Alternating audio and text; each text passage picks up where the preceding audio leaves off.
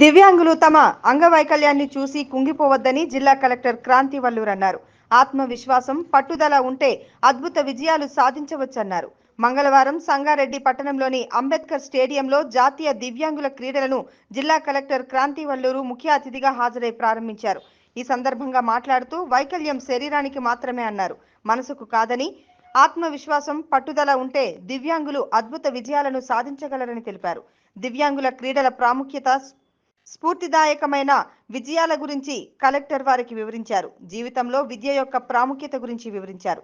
జీవితంలో చదువు అత్యంత కీలకమైనదని, చదువుతోనే మనం మంచి భవిష్యత్తును నిర్మించుకోవచ్చని పేర్కొన్నారు.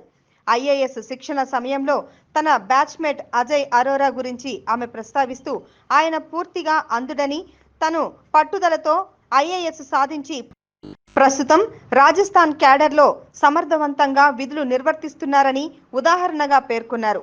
మీరు చదువులో మంచి స్థాయిని సాధించి జీవితంలో ముందుకు వెళ్లాలన్నారు.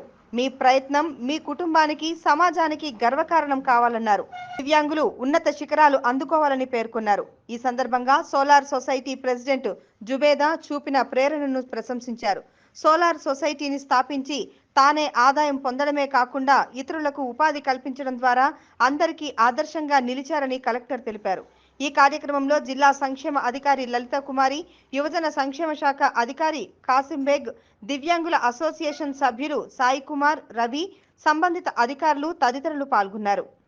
స్థాయి దివ్యాంగుల క్రీడా పోటీలకు ఆర్గనైజ్ చేస్తున్న మన డిడబ్ల్యూఓ గారికి, డివైఎస్ఓ గారికి, సోలార్ సొసైటీ ప్రెసిడెంట్ జుబేదా గారికి, దివ్యాంగుల అసోసియేషన్ సభ్యులు గారికి, రవి, సాయి కుమార్, అలానే ఈరోజు ఈ క్రీడల్లో పాల్గొంటున్న అందరికీ కూడా, మీడియా మిత్రులు అందరికీ కూడా నమస్కారాలు తెలియజేస్తున్నాను. ఈ వైకల్యం అన్నది మన శరీరానికే ఉంటుంది కానీ మనసుకైతే ఉండదు. దృఢ నిశ్చయంతో ఏదైనా మనం అనుకుంటే తప్పకుండా అది అందరూ సాధించగలుగుతారు. ఇది నేను ఐఏఎస్లో ట్రైనింగ్ చేసేటప్పుడు నా బ్యాచ్మేట్ ఒకరున్నారు, అజయ్ అరోరా అని. తను కంప్లీట్గా బ్లైండ్ పర్సన్, బట్ ఆయన ఐఏఎస్ సాధించుకున్నారు. అలానే రాజస్థాన్ క్యాడర్కి అలాట్ అయి ఉన్నారు. చాలా సమర్థవంతంగా విధులు నిర్వహిస్తున్నారు. అలానే ఇప్పుడు మన జిల్లాలో కూడా నేను వచ్చినప్పటి నుంచి కూడా మన జుబేదా గారిని కూడా చూస్తున్నాను. వారు ఒక solar society, divyang solar society అని ఏర్పాటు చేసుకొని సొంతం ఉపాధి చేసుకోవడమే కాకుండా ఇంకా కూడా దివ్యాంగుల మహిళలకు ఉపాధి కల్పిస్తూ, అలానే ప్రభుత్వానికి కూడా యూనిఫామ్ స్టిచ్చింగ్స్ ఇవన్నీ కూడా చేస్తూ తన ప్రతిభను చాటుతున్నారు. సో వీళ్ళందరూ కూడా మనం చూసి ఇన్స్పిరేషన్ తీసుకోవాలి. అండ్ ఇక్కడ చాలామంది చిన్నారులు కూడా ఉన్నారు. చదువు అన్నది చాలా చాలా ఇంపార్టెంట్.